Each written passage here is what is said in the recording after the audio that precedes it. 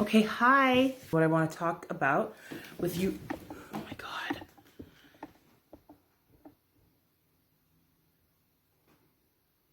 is about using fiction to manifest. So one of the first lessons I learned about using fiction to manifest was from these books called the Babysitter Club books.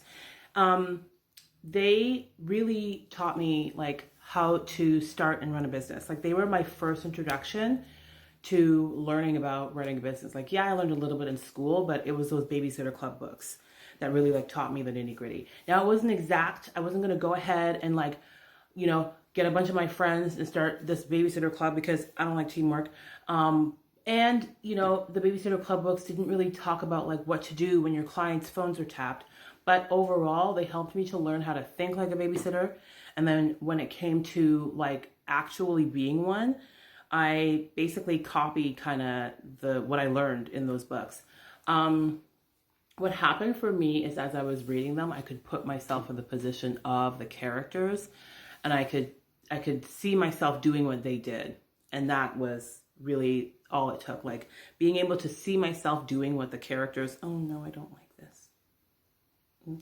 Being able to see myself doing what the characters did was really how I learned to manifest being a babysitter on my own.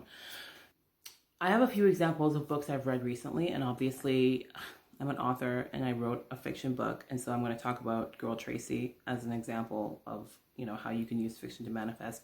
So there's two ways. Like you can either, the way that I see it is like you could either like want to manifest an end state and you can read about a character who's done something that you want to do, or you can use fiction to manifest a mindset, a way of thinking, and a way of being that you want.